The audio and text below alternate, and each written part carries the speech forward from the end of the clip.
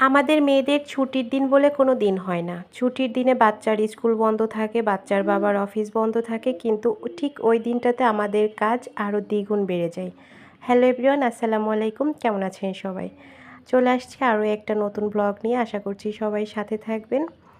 তো শুক্রবার সকালে ঘুম থেকে উঠে আমি নাস্তাটা বানিয়ে নিচ্ছি। একটু ফাঁকিবাজি নাস্তা, স্যান্ডউইচ বানিয়ে নিচ্ছিলাম সবার জন্য। এটা বানানো যেমন সহজ, পরিবারের সবাই খুব মজা করেও খায়। একটু সস দিয়ে তো ভীষণ মজা লাগে।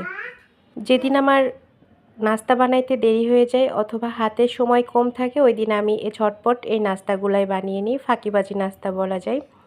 তো সকালের নাস্তা শেষ করার পর আমি একটু চা করে নিলাম সবার জন্য। সকালের নাস্তা না হলেও হবে, কিন্তু চাটা না হলে আসলে হয় না, মাথা ঝিমঝিম করে।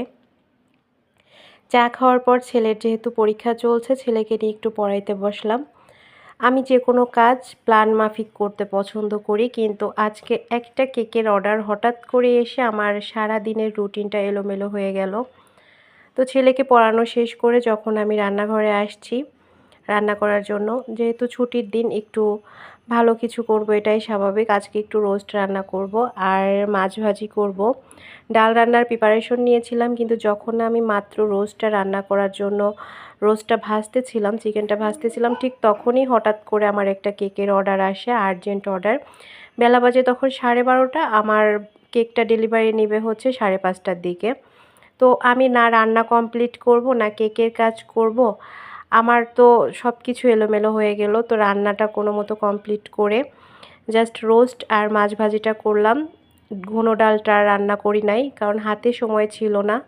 পোলাওটা রান্না করে তারপরে আমি কেকের বেটারটা রেডি করে নিয়েছি। কোনো কাজে আমি তাড়াহুড়া করে করতে গেলে না, গোছালো একটা ব্যাপার যে ওইটা আমার হয় না।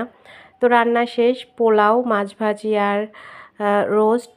এরপর দুপুরে খাওয়া দাওয়া কমপ্লিট করে কেকটা কমপ্লিট করলাম। কেকের ডিজাইন ছিল হ্যালো কিটি কেক বানিয়ে দিতে বলেছিল। আঁকাআঁকিতে আমি খুব একটা বেশি দক্ষ না। আর আমার এই কাস্টমারটা জীবনে 3-4 বার আমার থেকে কেক নিছে, না বেশি নিছে, বাট ওনার মেয়ের বার্থডে, 3টা বার্থডেতে পরপর 3 বছর আমার থেকে কেক নিছে। প্রতিবারই হ্যালো কিটি কেক নেয়। হ্যালো কিটি এত বেশি লাইক করে ওনার বেবি। তো যাই হোক, এটা ছিল কেকের ফাইনাল লুক। আর তাড়াহুড়া করে কেকটা বানিয়েছি। আঁকতে খুব বেশি ভালো পারি না, তারপরও কিন্তু ভালো হয়েছে। সারাদিন অনেক ব্যস্ততার পর বিকালে একটু নিচে হাঁটতে বের হইছি, একটু খাওয়া দাওয়া করে তারপর বাসায় চলে আসলাম। এই তো ছিল আমার ছুটির দিন।